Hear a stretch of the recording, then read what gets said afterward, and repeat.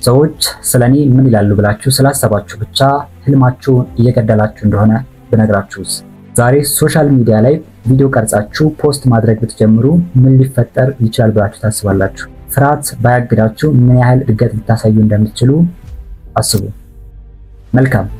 ዛሬ ከመጠን በላይ ማሰብ አቁማችሁ ሐሳባችሁን በነፃነት በሶሻል ሚዲያ ላይ ያለምንም ፍርሃት ማካፈል ያለባችሁ ለምን እንደሆነ በትክክል አሳያችኋለሁ።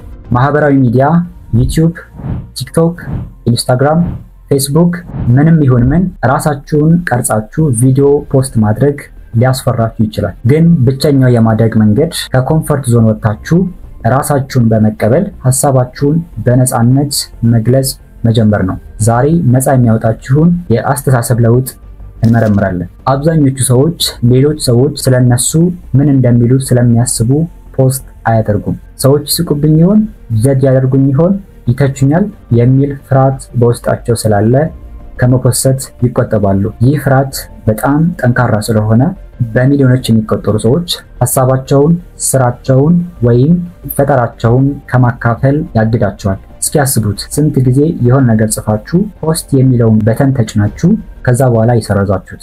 ሰዎች እንዳይስቁባችሁና ጀጅ እንዳያደርጓችሁ ፈርታችሁ ፖስት ከማድረግ ተቆጥባችሁ ሊሆን ይችላል። ነገር ግን አብዛኞቹ ሰዎች ስለናንተ ምንም ግድ የላቸውም። እነሱ የሚያስቡት ስለራሳቸው ህይወት ብቻ ነው እና የሚተቿችሁና ጀጅ የሚያደርጓችሁም ቢሆን እንኳን የእናንተን ህይወት የምትኖሩት እናንተና እናንተ ብቻ ናችሁ እንበልና ዛሬ ፖስት ማድረግ ብትጀምሩ ምን ሊፈጠር ይችላል? እንደተረዳሁት ከሆነ በሶሻል ሚዲያ ላይ ሐሳቦቻችሁን ፖስት ማድረግ ብትጀምሩ በራስ መተማመናችሁን በመጨመር ከእናንተ ሐሳብ ጋር ተመሳሳይ ሐሳብ ያላቸውን ሰዎች እንድታገኙም ያግዛችኋል እና ከሁሉም በላይ ከኦዲየንሶቻችሁ ጋር እንድትማሩና የበለጠ እንድታድጉ መድረክ ይሰጣችኋል። በሶሻል ሚዲያ ላይ ስኬታማ የሚሆኑ ሰዎች የግድ ምርጦች ሆነው አይደለም። የመጀመሪያ ፖስታችሁ ላይሳካ ይችላል፣ ሁለተኛውም እንደዛው። ግን በ50ኛው በ100ኛው ከምታስቡት በላይ ተሻሽላችሁ ትገኛላችሁ። በሶሻል ሚዲያ ላይ ፖስት ማድረግ የሚፈሩ ብዙ ሰዎች አሉ። ማንም ስለሚሰሩት ነገር ግድ እንደማይሰጠው ያስባሉ። እንዲሁም ደግሞ ጀጅ መደረግን ይፈራሉ። ግን እነዚህ ሰዎችም በየጊዜው ፖስት ማድረግ ቢቀጥሉ መጀመሪያ ላይ ውጤት ቀስ እያለ ሊመጣ ይችላል። ጥቂት ላይኮች፣ አልፎ አልፎ አስተያየቶች። ግን ፖስት ማድረግ እስካላቆሙ ድረስ ምናልባትም አንድ ቀን ፖስት ከሚያደርጓቸው ቪዲዮዎች መካከል አንዱ ቫይራል ሊወጣ ይችላል። በድንገት ሰዎችም ማዳመጥ ይጀምራሉ። ዛሬ እነዚህ ሰዎች ስራቸውን የሚያደንቁ ኮሚኒቲ መገንባት ችለዋል እና እውነቱ ምን እንደሆነ ታውቃላችሁ? ፍርሃቱ ሙሉ በሙሉ አይጠፋም። ነገር ግን ፍርሃታቸውን ማሸነፍ ይማራሉ።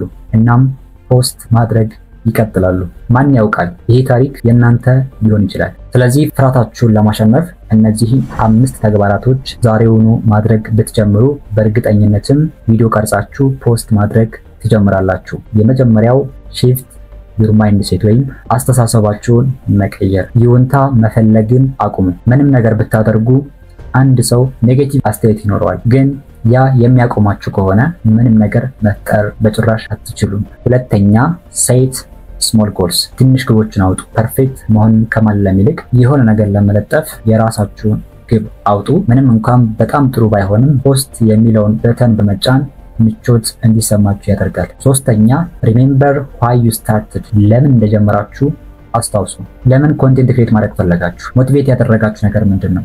ለማስተማር ነው? ፐርሰናል ብራንዲንጋችሁን ቢውል ለማድረግ ነው የሚለውን ጥያቄ በመመለስ ሰዎች ስለናንተ ምን እንደሚያስቡ ሳይሆን በዚህ ላይ በማተኮር አላማችሁ ከነሱ አስተያየት እንደሚበልጥ በዚህ መንገድ ማሳየት ትችላላችሁ። አራተኛ ሊሚት ዩር ኤክስፖዠር ቱ ኔጌቲቪቲ፣ ለኔጌቲቭ ነገሮች ተጋላጭነታችሁን መቀነስ። ኔጌቲቭ ሀሳቦችን፣ ኔጌቲቭ ኮሜንቶችን የሚሰጧችሁን ሰዎች ችላ በሏቸው። እናም አስታውሱ፣ አብዛኞቹ ኔጌቲቭ አስተያየት የሚሰጧችሁ ሰዎች እናንተ እያደረጋችሁት ያለውን ነገር አያደርጉም። ስለዚህ ምክራቸውን ለምን ትወስዳላችሁ? አምስተኛ ለርን ቱ ላቭ ዘ ፕሮሰስ፣ ሂደቱን መውደድ ተማሩ። የግድ ፐርፌክት መሆን የለባችሁም። ወጥነትና ቀጣይነት ያለው ስራ ነው መስራት ያለባችሁ። ስለዚህ ፖስት እያደረጋችሁ በሄዳችሁ ቁጥር እየቀለላችሁ ይመጣል። በመጨረሻም የሚያግዳችሁ ነገር ምንድነው? ፍርሃት፣ ትችት ወይስ ጀጅመንት? እነዚህ ሁሉ ራሳችሁን ፖስት ከማድረግ የሚያግዳችሁ በቂ ምክንያቶች አይደሉም። ለመሻሻል ብቸኛው መንገድ መጀመር ነው እና